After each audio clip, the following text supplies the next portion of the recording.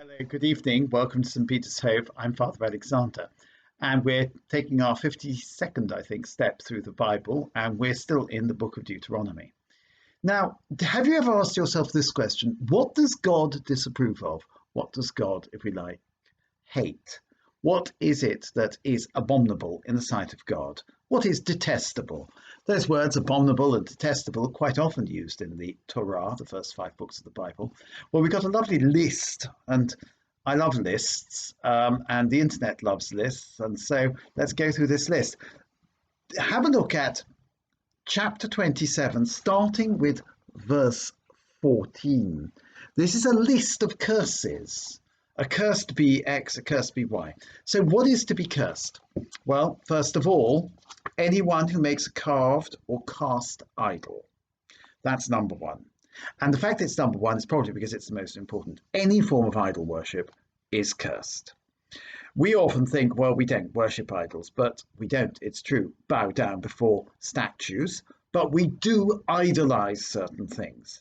So anything we put before God, that's an idolization. So the first thing is anyone who makes an idol, a detestable thing to the Lord, a workman's artifact, and sets it up in secret. Okay, so anybody who worships an idol in secret, that's bad. Anybody who treats father or mother dishonorably, they are accursed. So the second big sin is the lack of filial piety, somebody who is unkind to their father or mother. That really, I think, resonates with us, or at least should. We don't treat the older generation with the deep respect which we owe them and the deep gratitude that we owe them, do we? How many of us can say that we've been exemplary children to our elderly parents? Anyone who displaces a neighbour's boundary mark. What? So moving a fence post is the third list of cardinal sins. Anybody who displaces a neighbour's boundary mark is accursed. What on earth does this mean? Well, the boundary marks generally tended to be stones. They tend to be very heavy stones. Essentially, this is against theft of property. Now, property, immovable property, fields, houses, etc., can't be stolen, can they? You can't take them away without permission. That's what we think of theft. We define theft as taking away without permission. This is something altogether different. This is essentially the dispossession of the poor man of his land. That is to say, fraud and property fraud. Anybody who displaces a neighbour's boundary mark says, oh, you don't own this. Look, your boundary marker is over there. This land belongs to us. So fraud, theft, deception. And that goes on a very great deal. Scams, things like that. Nowadays, being robbed might be somebody picks your pocket, but more often it's something that's done via banks and via electronics and so on. Next thing, accursed be anyone who leads the blind astray on the road. This is very strange. What's it? A blind person asks for directions. You say, oh, it's down there. And you watch them trundle off with their white stick heading towards a cliff. You might think that's very funny. So in other words, the other massive cursed action is to abuse the handicapped in any way, to abuse the unfortunate in any way, to take advantage for no particular reason of the physical incapacity of somebody else. Well, that sounds strange, doesn't it? Because we do that all the time, that people who are physically incapable, generally speaking, are at the bottom of the pile in all our societies. Now, this was written 3,000 years ago, more, 4,000 years ago.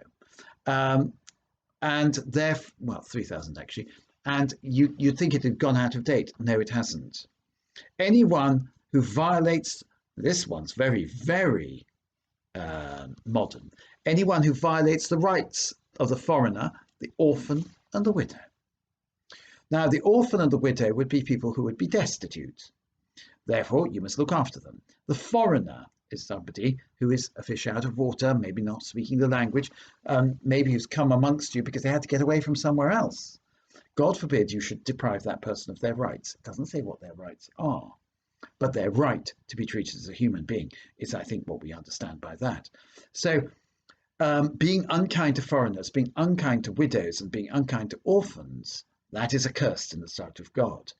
And yet, The immigrants, the widows, and the orphans, those who, if you like, are receiving social security, are at the bottom of our pecking order today. They're not meant to be in the eyes of God. Accursed be anybody who has sexual intercourse with his father's wife. Now, we get to a sexual sin, but first, all the others are social sins. If you have sexual sin of intercourse with your father's wife, that is to say, with your stepmother, that's bad. And again, if you have sexual intercourse with any kind of animal, that's accursed. If you have sexual intercourse with your sister, that's accursed, incest.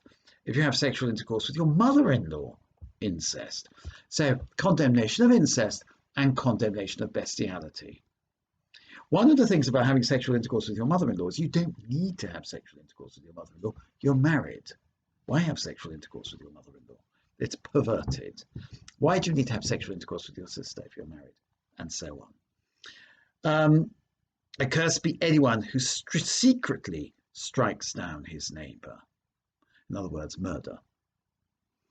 I'm not sure whether at this stage in the list we could say that the sins are in order of seriousness, but certainly murder, striking down your neighbour in secret, is clearly wrong. I think probably the sexual sins come above it in the list because they're so completely unusual. Wanting to have sexual intercourse with your mother-in-law is a pretty unusual desire. And ditto your sister. Therefore, it's perversity. That's why it's so accursed in the sight of God. Accursed be anyone who accepts a bribe to take an innocent life.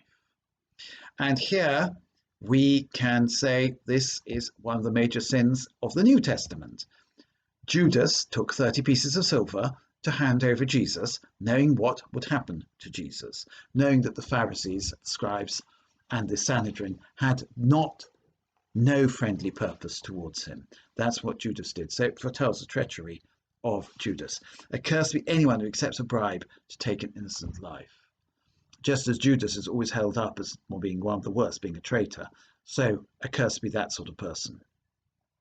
Accursed, and now just sort of a general catch-all, accursed be anyone who does not make the words of this law effective by putting them into practice.